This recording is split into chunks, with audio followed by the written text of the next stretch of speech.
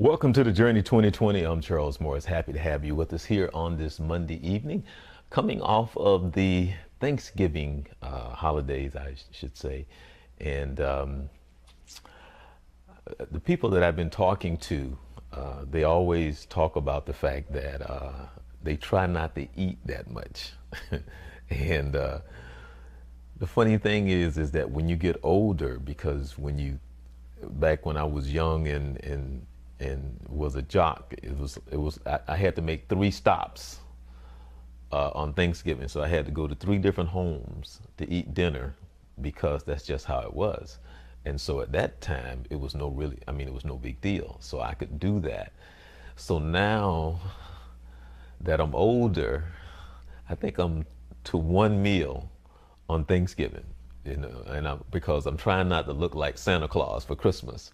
So I try to keep it one good meal, but that hope that everyone had a very happy Thanksgiving, hope that the travel was safe.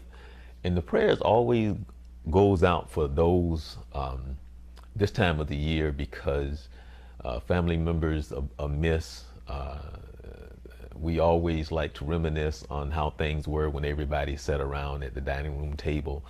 And then as time passes, things change and life goes on. But the smell of the room, the feel of what it's like to be among family and friends is always everlasting. And so my prayers are always out for those who are having a very difficult time, even for myself, because most of the people that I spent, like I said, the 3 dinners with and all of that, going to 3 different homes, were in Jacksonville. And so I really don't go to Jacksonville anymore for Thanksgiving. So for myself, it's kind of difficult. So you try to surround yourself with good family and good friends. But again, this time of the year is always exciting, and that's one of the reasons why I want to do the show today, because we can be kind of crazy from time to time when it comes to how we go about spending our money. But we're going to talk about that. But again, I'm Charles Morris. Welcome to the Journey 2020. And again, I hope you had a very successful and happy Thanksgiving among family and friends. A while back, actually, it was over the summer, that I had an opportunity to meet someone that I was very impressed with. And she don't know it, and I say it every time. I said I felt a spirit, that's the kind of person that I am. And then I was just, paying attention, and based on some of the things that she was saying, and then come to find out that all my guesses were right. And so I asked her a couple of questions, and then I asked her to come on the show to talk about, what she does. And so I got a chance to get to know her, and I got a chance to get to know a little bit about Duke. And so I want to say welcome back to the show, Sonya. How you doing? Thanks for having me. Yeah. Good. So how was your Thanksgiving? It was good. Good. Good time with family and friends, extended family, and always a good holiday. Good food. Yeah. So what's your favorite uh during Thanksgiving? What's your favorite meal uh that someone would cook for you? I mean, what is it? I mean, actually, you know what? Have I ever asked you, do you cook? I don't know if you've asked me that. We've had a lot of conversations. I do Yeah. cook. Huh? I mean, but Actually, do you cook? I do. I do. Oh, okay. You know, let me let me tell you something. Every time I meet a woman that can cook, uh, I'm like, wow. I'm, I'm serious. Whenever I meet a woman these days that can cook, you have no idea how I want to give you a hug. I'm serious. You know, on another topic, but the fact that I'm a man, and knowing over the years, and we in the discussions that men have, and as years pass by, um, it's when you meet a woman that can cook. you definitely want to give her a hug. But back to the question. See, you laughing, but you have no idea how serious that is. But No, I, huh? I know. Oh yeah, I know how serious you are. I'm serious. You have no idea. Um, I was asking you, what's your favorite meal? Thanksgiving. My sister makes the best mashed potatoes ever. Oh really? Hmm. Oh wow, because I've never really been like a mashed potato person. I mean, Me I can neither. take them a leaving, but yeah. Okay. All No, right. All right. she has the premium, just out of your mouth mashed potatoes. All right. Well, I mean, I grew up, I mean, my grandmother raised me, my mother raised me, and my aunt raised me. So there was three women in my lives that was played a very prominent role, and all of them can cook. And one thing that my grandmother said, my father also said it because my grandmother had five kids, and she said she made sure that all of them can cook. So she had two girls and three boys. So my three uncles and two aunts. And my father said it because he called her mother. He said, Mother just made sure that she taught us how to cook. And my father was an excellent cook. I mean, he was one of the people, one of the three that I had, I mean, that I went to see during Thanksgiving because no matter which house you went to, the food was great. So it's not like you would go to one of the homes and you'd be like, on Thanksgiving. And I tell the story of that grew up with great cooks. The only thing that my mother could not cook well was her pancakes from scratch, and her spaghetti sauce was just like running water. But other than that, if you could stay away from her homemade pancakes and her watery spaghetti sauce, everything else was great. Because my grandmother pancakes from scratch, I still have yet to taste anybody's pancakes that taste like hers. And I asked around in the family, does anybody have that recipe? And nobody has that recipe. So that's gone forever. So, I say all of that. And we're talking about Thanksgiving and food.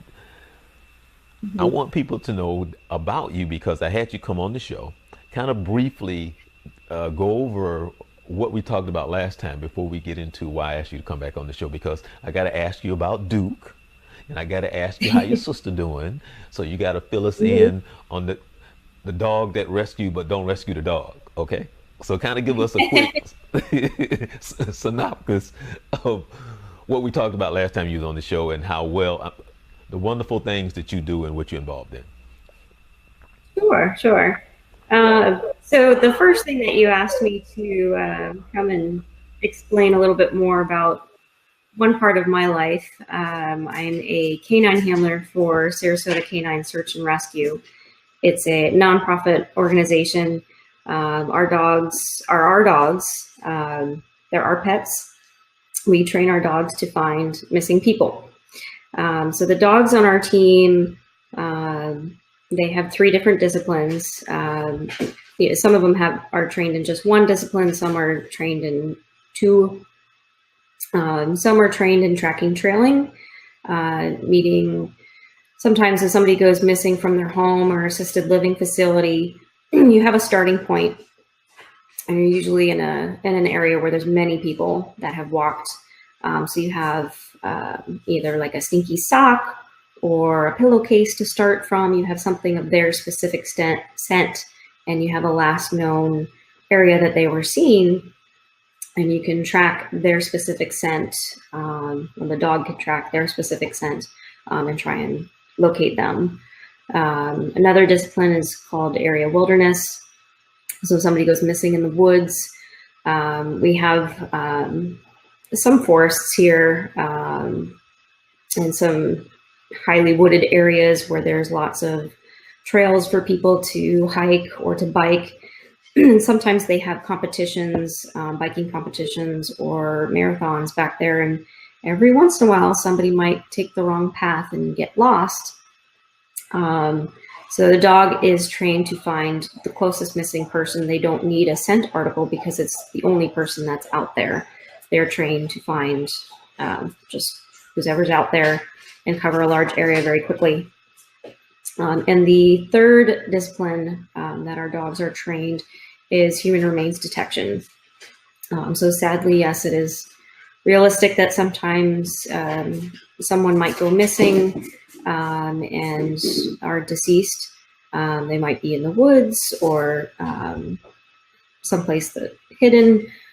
So dogs are trained to find human remains odor and locate that person wherever they may be.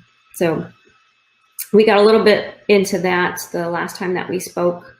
And Duke is trained in area wilderness and human remains detection. And actually, it's kind of funny you bring him up. Next week, we will be testing. So we have an annual certification test that we take. So we will be trying to do our best next week and recertify. This will be his third year that he will be certifying in human remains detection. All right, go do. So yes, we've been training a lot, practicing, and we're ready. Okay, good, good. Actually, no, one of the things you just said something, and one of the things that I didn't ask you, and that was this here. How long before the scent starts to fade away that the dog can't pick up on it? Let's just say I walk this path, and of course my scent is there. About what's the average time that the scent starts to fade away that the dog can't pick up on the scent? What about the average? Is it a day, 2 days, Really hours? it depends upon the environment and kind of what's going on. So if there's like a light rain, sometimes it kind of replenishes the scent. But if there's a real heavy rain, it actually makes it more difficult for the dog. If there's little puddles, sometimes if someone stepped in a puddle, that actually kind of holds the odor.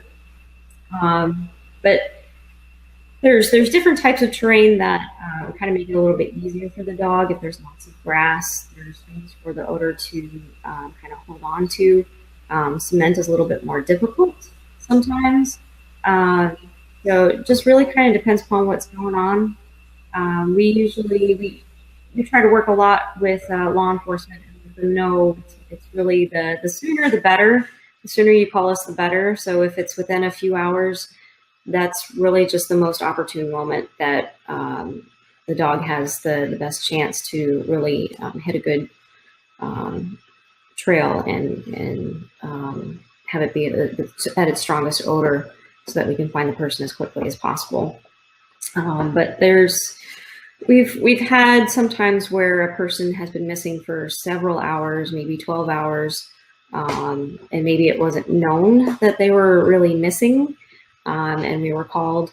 So it can be several hours. I don't really know the longest, and I don't want to make accusations and theories, but just the quicker the better is really the best. But Right. law enforcement knows.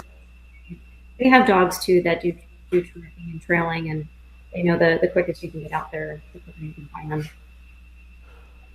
Is it before we start talking about what I asked you to come back to talk about? Uh, is there a particular dog that might be better at picking up? Because there's what they call like what's that the hound dog. Is there a Oh yeah. particular is there a particular dog that might be better at picking up scents than let's just say when if you're using three of the dogs, whichever breed out of the three, is there one in particular that might be a little bit better than the other? Is as far as picking up the scent? As far as picking the scent, I think there's lots of dogs that can pick up a scent really easily. Okay. It's really the hunt drive is really what you're kind of looking for, that they want to do this. Mm-hmm. So some dogs, yeah, they can pick up a scent, but they're like, yeah, I don't really care about it. But there's lots of dogs, and I mean, you really, it's a case by case scenario. You really kind of have to look at the dog itself, not just the breed. There's a lot of handlers that just prefer different breeds. A lot of the different herding breeds tend to have that drive. But again, you got to look at the dog specifically. Because sometimes, I mean, I had a German Shepherd that was really low drive. Duke's very high drive. So he's just crazy Right. energy and loves the game. So Right. you really evaluate dogs when they want to join a team, when the handler wants their dog to try and see if they're really kind of wanting to do this, seeing if they enjoy some of the little fun games to kind of start out with, and see if they really enjoy it, and if they really like hunting for, if it's food or if they have a favorite toy, that becomes their reward. And if they really enjoy working for that, it becomes just a game to them. It's not something that they're forced to do. They like it and they get excited about going and finding somebody. Yeah, it's funny because I told you, I think I said something to you on Facebook or something, because I was watching the news and they made a story of a dog, because you had made reference to it on the last show. When the dog is ready to retire, he will let you know. And that is what the story was on the news about this dog who was a rescue dog. And the story was he was letting them know it was time for him to retire, because they were saying he just don't want to do it anymore. So immediately when I saw the story, I thought about you and what you said, when you came on the show, and Yeah. and the dog, I mean, dog was still playing, and you can tell he was an old dog. I mean, he wasn't an old dog. I guess he had been, doing it long enough where his interest, I guess, was just somewhere else, So, and I guess It happens. hmm? It happens to us too. Yeah. Okay. Well, the reason why I asked you to come on the show today, well, why don't you tell us about, first of all, what you do with your real job? With your real job. What you do with your real job? My real job, Hmm. so search and rescue, of course, it's a volunteer position. So that's what I'm kind of on call for when I'm not working. When I am working, I am a trust officer for a private trust company called Caldwell Trust Company. So we manage assets for clients to last their lifetime, but also ongoing. And we help them through the estate planning process as well. So we work together with clients' attorneys and their accountants. We don't have attorneys or accountants on staff, but we work with whomever our client prefers to work with. So my boss kind of calls it the three-legged stool. So you have your financial advisor, your trust officer, your accountant, and your attorney kind of working together, because there's taxes are involved. You want to try and save as much on taxes, not pay as much on taxes, and kind of create the best plan that really works to carry out your wishes. If you have children and you want your monies to go on to your children. If you don't have any children, you want your money to go on to charities, or maybe you want a little bit of both. We kind of help you through that process and make sure that happens. So we can act as a fiduciary as well.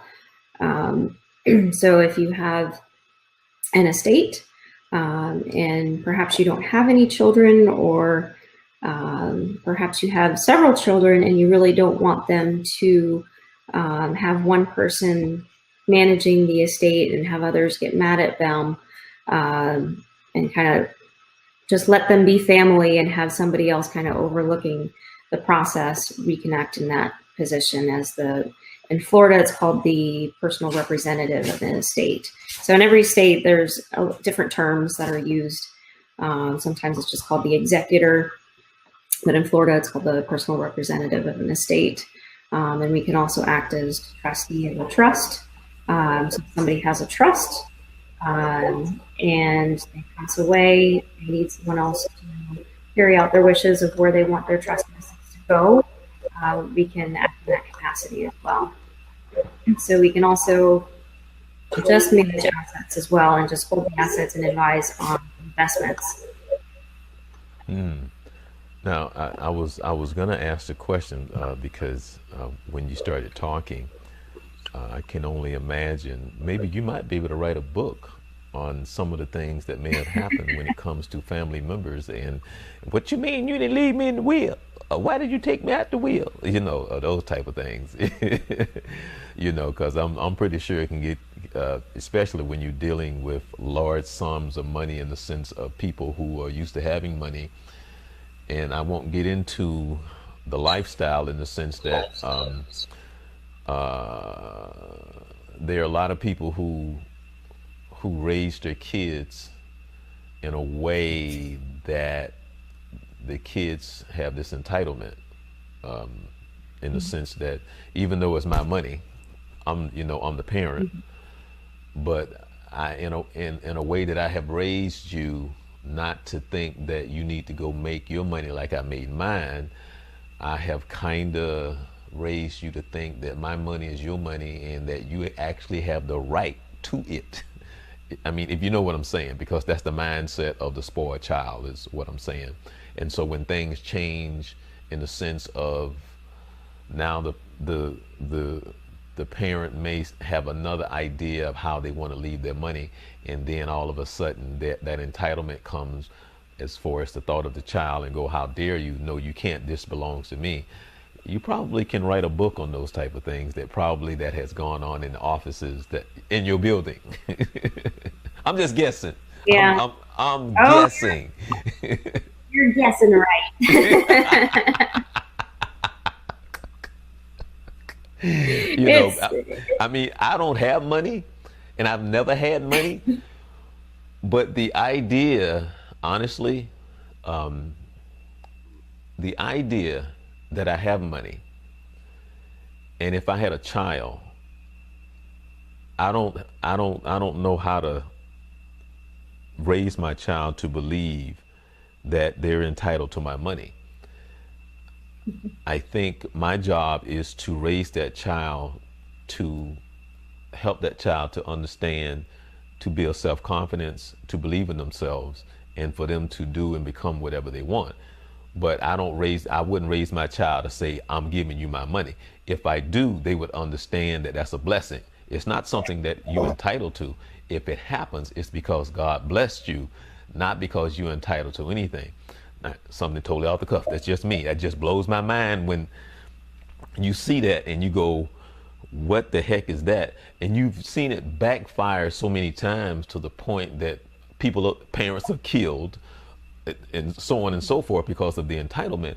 But we kind of got off of what we originally wanted to talk about, but it all goes back to the same thing in the sense that I asked you to come on the show because in a way, it all kind of ties into now what the holidays represent. And if you aren't disciplined and understand what these holidays are really about, and you think that you have to go out and buy and spend all this money for whatever reason, I ask you to come on to kind of talk about how you can help us better manage our money and help us get through the holidays. That's why I actually come on the show. So it kind of ties in together, doesn't it? Right?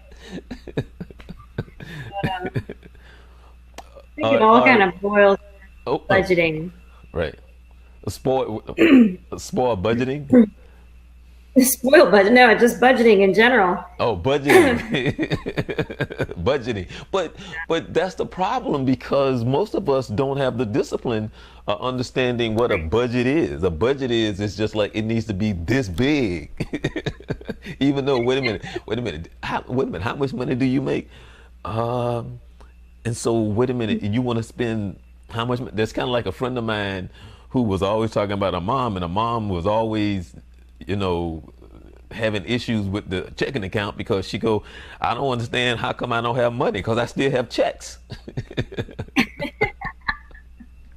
And then you get those free checks in the mail. Yeah. So No, I've had clients call and they're like, I got these free checks from my bank and can I use them? Like, no, don't use those. That's basically a loan right there. You'll be charged for that. It's not free money. Yeah. Christmas came early. Santa Claus did this. No, It sorry. came, it came from the North Pole. Yes, it did.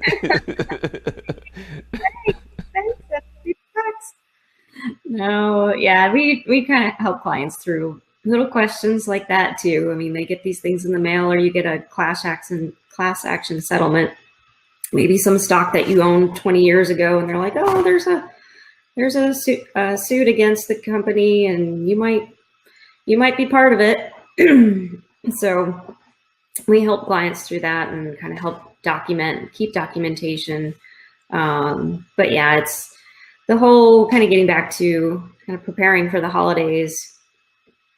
I mean, you kind of want to prepare before December. I mean, given this is the end of November, this is really not the time to plan for how you're going to be spending your monies next month. It's really just a matter of, I was having this discussion with a friend the other day, just kind of tucking money away. It's just kind of those old fundamentals of, you got to pay yourself. You got to, save every paycheck. You save a little bit. So something I did when I first started working when I was a teenager, any kind of bonuses I ever got, or any kind of checks I got for like Christmas or my birthday, I'd always put those in a savings account. I did not consider those part of my paycheck or something that I could spend. I always tucked those away. And as I've gotten older, and you get a little bit bigger paycheck, you still just tuck part of that away. Keep tucking part of it away, and take the opportunities. If you work for a company where they offer you a 401k plan, take advantage of that, participate in it. That is money for your future. And a lot of people, I think nowadays, sometimes think, oh, I'm never going to retire. I'm just going to work till the day that I die. Well, it doesn't have to be that way. And it's really pretty easy that you can retire and save money so that you can retire one day. As long as you start as early as you possibly can, of course. It's better if you can start when you're in your 20s and just keep tucking a little bit away and stash that away for your future. But let, I hope you do that. let me ask you this right here. Are some of your clients or some of the people that you have worked with, are some of the habits changed this time of the year when it comes to how they go about spending their money or saving their money because of the holidays? I mean, does some of the habits change?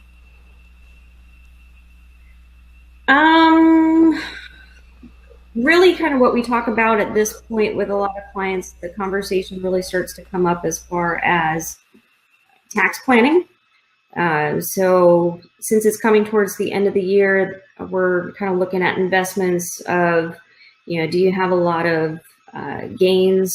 Did you have a lot of stocks where you sold them, where they're a higher value of what you purchased them at? You have a gain there and you're taxed on that. You have to pay taxes on that gain.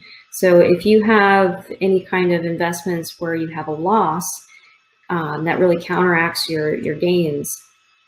So we really kind of look at their investments as far as tax planning wise, and also in a tax planning sense, as far as if they want to make any kind of charitable contributions, because that will help on your taxes as well as a deduction. So really, we're having conversations with clients right now in a tax planning sense of sometimes we'll have a conversation, we'll bring the accountant in on the conversation as well, because they have all that tax information. So we're really doing planning. But yeah, a lot of people will be calling as well and say, like to buy some gifts. Can you send me some money from my account? And we'll kind of look at things and say, okay, yes, you can afford this. But if they're really kind of getting tight on things, like, you might want to look at your budget. What And what is considered, like, for an example, because you always hear about I need a write off or something like that. Can you kind of explain what that means in the sense to say, well, I need a write off. Can you kind of break that down for us? kind of write-offs, I kind of look at it as more of like a deduction on your tax return if you're trying to look for um, some kind of way to counteract taxes owed. So again, charitable deductions. If you're making charitable contributions, that counts as a deduction. So it's called charitable deduction on your tax return. Some people, most of our clients, I would say, have most personal assets. There are some business owners as well. So there's certain things that you can do in a business that you can write off certain expenses. I don't know all the particulars on that. That's more of an accountant expertise. But yes, there's different types of things that you can do. Tax loss, yes, losses, capital losses on your stock investments, charitable contributions. Those are really kind of like the main ones that you are pretty easy to spot and pretty easy to do to kind of help you out with your tax deductions so that you don't owe quite as much. Yeah, I want to ask you, how do you let's just say whether it's a younger person or an older person, middle age, it doesn't really matter, and they have never really have saved their money, never really thought about saving their money. How do you get them to understand, where to start, and then especially because, I learned. I think I told you that I used to produce several talk radio shows, and one of the shows was a finance show, and so I learned a lot of things with a lot of callers calling in, and Jack Nelson was very good, and so and a lot of callers would call in with great questions. Everything from, investing, from everything, people who didn't have money, people who had millions and they didn't want to know where to put this, what to do with that, tax wise, and all that stuff. So just doing that, working at that station for a couple of years and doing that show, so you heard everything from A to Z on a lot of in investing. But when I'm coming in and I'm talking to you, and whether or not I'm green, or whether or not I just don't understand, how do you get me to understand that this is something that I need to do? I must, because I'm there in the first place, but what are usually some of the things that you try to get them to understand right away?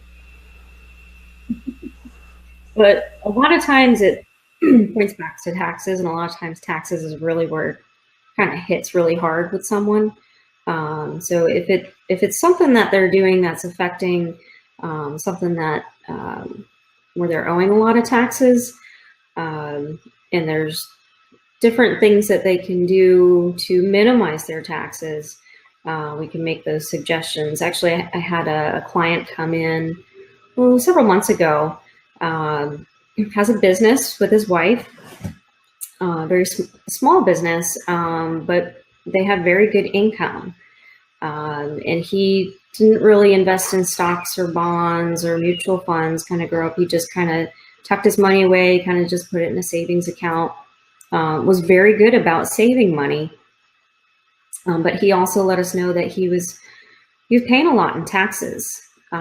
So we asked his permission if we can talk with his accountant, and in having a conversation with his accountant, he had suggested, given their tax situation, their income, as well, that they start a 401k plan for their business, which they hadn't done before.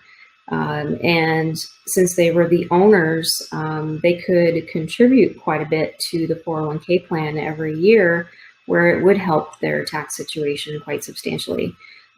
So they were really grateful that we were able to chat with their accountant and kind of work together, because it also offers an opportunity to their employees, where their employees have an incentive to stay if their employer is offering a 401k plan. And some of them were familiar with that idea. Myself and one of my other coworkers, we had gone to the business and spoken with the employees and explained what a 401k plan is, how it works, how it is automatically coming out of your paycheck, but that you can invest it, it can grow. If you start it pretty early, you'll have money set aside over time. And these were all really great employees that had been there for several years, planned on staying with the company for several years. So that's kind of one scenario. No, no, but see, I'm thinking in the terms of there's always the person who's very much living on a budget, and they seem to need, I guess, every dollar that is coming in. Have you? This might be well, you know what? Maybe not. I was going to say this might be a crazy question. Maybe it's more of a thought that a client sitting in front of you, where you say to yourself, man, they need counseling to try to help themselves better understand this concept. See, you started laughing, so it must be true. I didn't even get it out. You started laughing. So, because they're so wrapped up into whatever it is, whether or not they're so materialistic, and because now, as a person on the outside looking in, I can tell you that a lot of times the mind says there must be some magical something. What I mean by magical is that I could invest in something that I know that's gonna work. And so that's what people always talk about, investing, because if I know if I invest in something, then I'm going to get something like great on my return. And that's usually what they think when they first come in and they sit down and talk to you, because if I'm in, because when you say they're investing, because that's how people get rich, and they, da da da da. So I need to know your secret. What's your secret? There's this big secret. Well, we're more, I would say, we don't sell products. My company, we don't sell mutual funds or annuities. I don't work off of a commission. I work off a salary. So we mainly invest in individual stocks and bonds, but kind of looking at good, solid investments that you can kind of hold over a long period of time, good, solid companies. So yeah, sometimes people will come in and they think that we've got inside information, which no, we don't. That's that's not the way to go. There's no big secret, but it's kind of developing a good foundation, good education, as far as kind of a good budget plan. So sometimes, yes, we do have to sit down with clients and they're having struggling moments of, I just spending everything that I have. I can't seem to save anything, and I owe money every single month. So we will sit down with clients if they need that assistance and kind of go through their budget, go through their expenses, go through their different sources of income, and see what's really necessary. What are the necessary expenses? And if you're really needing to save, we can help identify where that savings can come from. But of course, sometimes it's difficult when clients have, you've grown up one way and you have habits. We all have habits. So sometimes if it's difficult to change those habits, it's hard to put some savings away if that's what you're trying to do and you're just not used to doing it. But But but we can but help. how do you get them to step into the world of reality? Because you lived over there in that world of fantasy, whatever that world is, a dream. And then the reason why it's like that way, because each time, day by day, you came closer to reality. Reality. Mhm. But What we call a bring the Jesus meeting. So we can run some projections as far as what your assets look like, what your income is, what your expenses are, and how your assets might be depleting. And we can say, okay, given the scenario, if you continue to spend your money at the rate that you're spending, you have 2 years left of money and you're 54 years old. We've got to change something here. And this is what we can do to make that much longer period of time so that you can have money to last you your entire lifetime and not just 2 years. So yes, we will work together with clients. We can do some projections. You can take into consideration, when you might have to start taking Social Security income if you've paid into the Social Security system. That's part of the whole scenario. You've got to look out decades and really look at the whole picture. Sometimes you have an inheritance that's sitting over here that you can only touch at certain times. So that might be part of the picture as well. There might be a whole complexity of items that really kind of fall into that whole calculation. yeah, well, I can I I can remember. Well, maybe this is a something that you can talk about.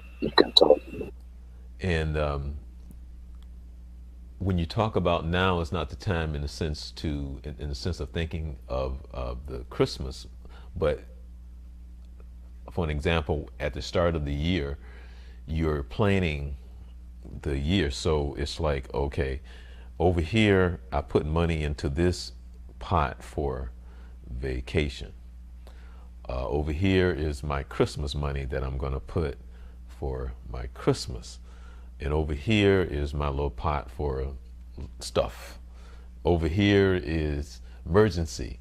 So if you get to start to think like that, but a lot of us don't want to make the sacrifice because, like you said, we're so used to living a certain kind of lifestyle. But let me ask you this right here. This is what I found out as I've gotten older, because then I think people have started to mature, for an example. Because your perception, you can be so much into the world and how we see what we see and we do what we do. But I've seen this as I've gotten older, that I've seen, like for an example, some of my friends said, well, I'm this age now. I want to move into a smaller home because this home is just too big, and I want something smaller that I don't have to take care of, and it's just me now. Or I, I, I think when they were younger, the bigger house represented a certain lifestyle, an image that they kind of figured out. Well, the image is not so important. The image just costing me a lot of money, and so I'm more comfortable with who I am now, and I can take that money that I'm trying to keep up an image and save that and put it elsewhere. So I think that plays a part of it in some of us who reach a certain place in life where they start to see life differently. Some of us don't really care, but I do you see that sometimes in what you do as people start to have a life-changing perspective as they get older or whatever happens in life? Yeah, I had a client several years ago. Her kids were grown. She was a grandmother, had a larger home that was costing quite a bit of money to maintain. Of course, it became an older home that she had lived in for over 30 years. So, I mean, everybody knows as a home gets older, it requires more things to be fixed and maintained. And she realized that she had to move into something smaller. She actually moved into an independent living facility. So it was a bit easier on her as she was getting older in her 80s. So, you know, then you don't have to worry about those little things that break. You're kind of paying a maintenance fee, and somebody else is doing that for you. But of course, it's got to be a place that you can afford as well. So there's different, especially here in Sarasota, we have lots of different assisted living facilities and nursing care centers, and some of them have an independent living area where you might not need help, but you're expecting that you might need help along the way, and you can just kind of move into a different building on that campus and have that help right there available to you. And they all have their different kind of specialties, their different expertise, and they all have their different price points as well. So, you know, there's places that are very, very nice. They look like a high-end resort. They're not necessarily for everybody. You know, they might look all great and everything, but we work with clients of, okay, where would you like to live? Now let's see if that fits in your budget. So yes, that happens. I had a client a few years ago. She had a lot of health problems, and she was fairly young. She was in her 50s, and having trouble getting a job and having more income as she needed more income. She still had expenses, and she had a really large home, and it was just her. So she was running out of assets. So I worked with her on a budget of how we could cut back on expenses as much as possible, and finally stated, you know, you've got this home that's really costing you a lot of money. It's just you. You really need to downsize. So she did sell her large home and move into a much smaller home. So she had more assets on hand that she could live a little bit more comfortably because she was running out of money. So Now, I know that we kind of talked about this, but what is it like when you're telling somebody? Because I'm imagining, because I had a friend of mine who was really good. The person, mother who talked about she got checks, you don't understand how come she don't have money, you know, because she was real good at helping out. Her mother was the one who had the problem with the money, but this person here was real good at helping people, basically plan stuff and do this.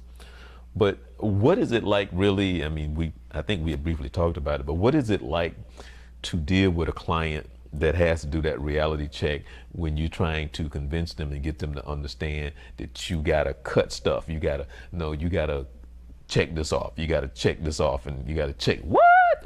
Yes, you gotta, so what is that like? Usually, I mean, people, they know when they have some challenges or they have income challenges, and they realize, and most of them will admit, really, if you bring it to the table of, we've really got to work on this budget. And really most people that I've worked with have been pretty open to, okay, I've got, my house payment, my car payment, I've got these outstanding medical bills.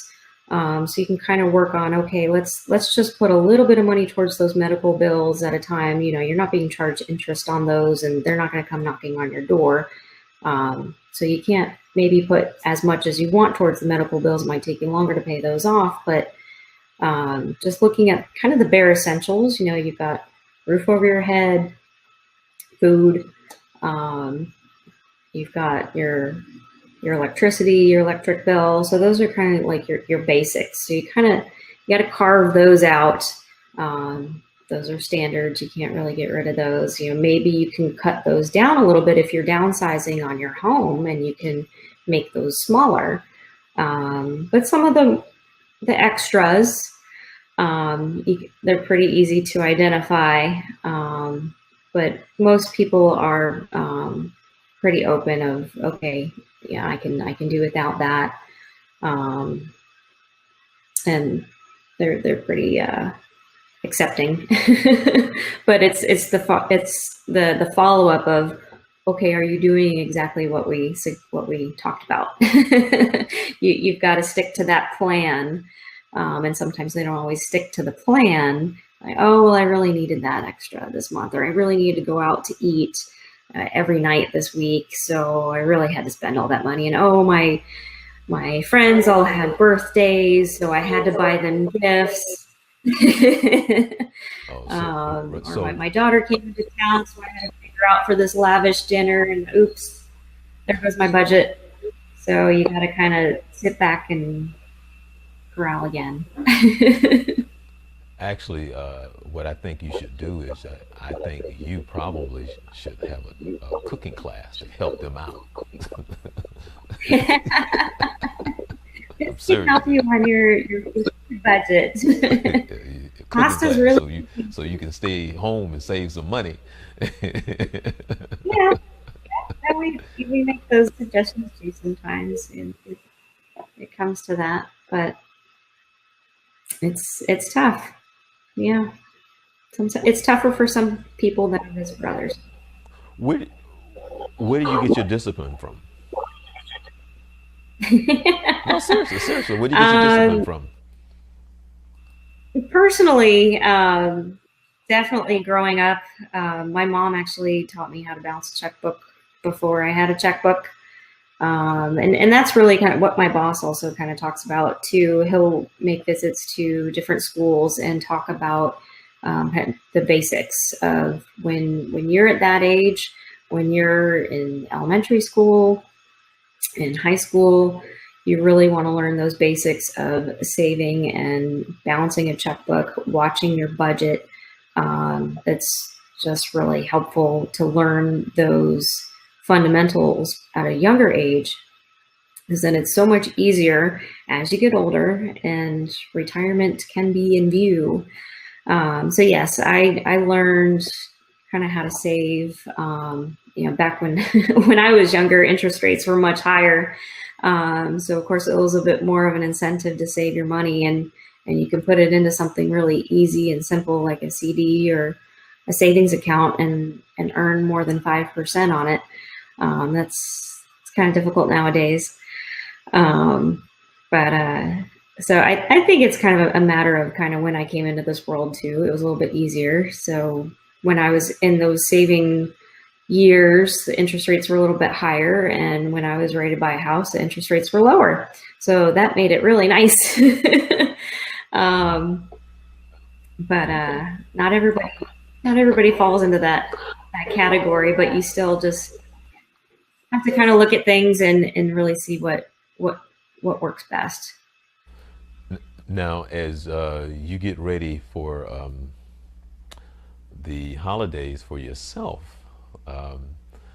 is there a big circle in which you have to say, well, I'm going shopping, so are you all ready for the holidays? I am, yeah. I definitely budget myself as far as how much I'm going to spend each year, how much I'm going to spend. If I do a little bit of shopping, I kind of stagger it out different days. Okay, how much am I going to spend this day? Does that fall into my budget? I actually got a lot of my Christmas shopping done already, so I'm almost finished. So, well, and I know I'm going to be testing, and I'm going to be pretty busy next week. So, trying to get ready for not having a whole lot of time to do things first week of December. Okay, now, believe it or not, the hours is almost over. So, before we get out of here, can you go over just a list of things that we've already talked about, but to help us to save ourselves and to save money, and to again kind of emphasize how important it is to start off, let's just say in January. Or what are some of the key points that you try to hit on when it comes to saving money and preparing for, like the holidays now? Yeah, so just kind of looking at things from a year's standpoint. Sometimes when I help clients with a budget, we put together a monthly budget, but we take into consideration things that happen during the year. So if you're paying a bill once a year, like your real estate taxes, or your homeowner's insurance, or if you spend about a certain amount on Christmas presents or gifts for your grandchildren, so you kind of take that number, that annual number, and you can break it down by a month. So where you divide it by 12 and you kind of tuck that money away every month for that annual expense. So that's really kind of what I work on with clients, is working on a monthly budget. It's kind of easier sometimes because you've got a standard monthly income. Most people do. So you can, it's easier to budget that way, and just kind of itemize what your expenses are, even if it's for the year, kind of breaking it down. And again, kind of going through, if you can do that at an early age, and tuck away any kind of little extra monies that you might get if you get a bonus, and you don't need that for a big expense. You don't need a new roof or something, and you have a bonus that you really don't need to spend it, tuck it away in your savings account. So if you can just tuck away as much as possible at an early age, as your teenager in your 20s, and just keep that concept going, it really makes things easier as you get older. So then you won't have such a hard time if you do fall into a scenario where, oh my gosh, I need a new roof and I don't have the money for it. What am I going to do? You have that emergency fund that you can fall back on, and you keep putting it away. Actually, I have a client has a really great standard that he was taught by his father. Is he every month he acts as though he has a car a car payment. So he will tuck away money every month as if he has a car payment, and he'll build up so much money in a savings account as his car payment. So then he will pay cash for every vehicle. So once he even buys a vehicle, pays full cash for it, he still tucks away every month. He tucks away money as if he has a car payment. So then when he's ready for a new car again, he's got the cash right there to pay for it. I think that's awesome. I don't do that, but that's a really good kind of habit to have. It's a really good philosophy. But what you find though is that the challenge, I don't think necessarily for a lot of people from necessarily that. I think a lot of people that struggles in that sense is that they don't have that to put towards making a payment to the car. So it's great because it sounds like he has some pretty good income coming in, but he does have the discipline in order to know what to do with the blessing that he has as far as the money coming in. And I guess the challenge comes from a lot of us who are living from paycheck to paycheck, and how or what are other avenues that we can take to try and change that to where it's not in case something does happen, because you need that emergency fund. You always should have something put away for, a rainy day. And a lot of times there are things in which we can cut back on, or put money here, put money there, even if it's just a little here, a little there, because it does start to add up. That's something that I learned during the show that I was, when I told you that I used to work. So I think It's just the idea of understanding it may be a little, but a little is something. Hmm. Yeah, and some people sometimes they have their essential expenses, which really they can do without, but they really feel as though, okay, I got to have that little extra every month, otherwise I can't get through the month. I've got to go out to dinner at Ruth Chris, and it's like, well, sometimes you can't always afford that, but yeah, you kind of gotta discipline yourself and really carve out those essential expenses that you have, and really kind of work with, okay, I've got my rent payment or my mortgage payment, my electric bill, my cable bill, you know, some of those things you can't really change, or sometimes you can change your cable bill a little bit. If you've got those extra packages on there, can you really do without all those extra packages? I don't know. Sometimes it's just a heartbreaker to go without that sports package. Right. But you know, there's things that you can do sometimes, you can find in your budget that you can kind of tuck away, and just make those sacrifices, and you make it easier on yourself later on if you can do that. Now, now you said something that's just keep popping in my mind early on in the show. You said that one of your favorite dishes for Thanksgiving is your sister's mashed potatoes. And I'm sitting here and I'm like, wait a minute. Out of all that stuff there sitting on that table, it's mashed potatoes? Really? I gotta Really? have potatoes.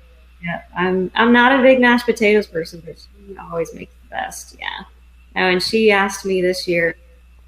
I have this dish. My mom found this recipe several years ago, and it's a Martha Stewart recipe.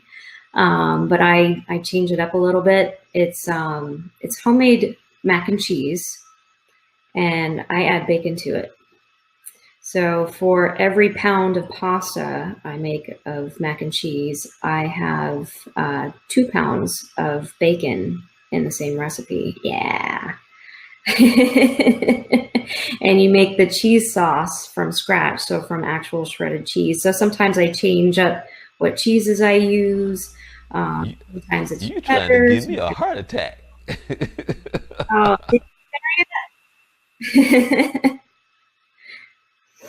but yeah, it's Wow. maybe it's not the best for you, but yeah, it takes a long time to make. But everybody's like, "Can you make your bacon mac and cheese?"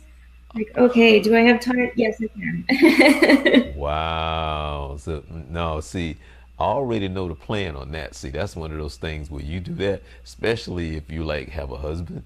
You probably got a real good life insurance policy on him. So anyway, yeah, but anyway, that's another thing.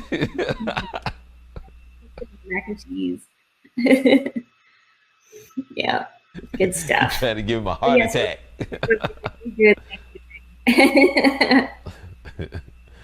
Well, I want to thank you so very, very much for your time. I really appreciate it. I enjoy having you on the show. So, I told you from the first time I saw you, I said, there's something about her. There's something about her.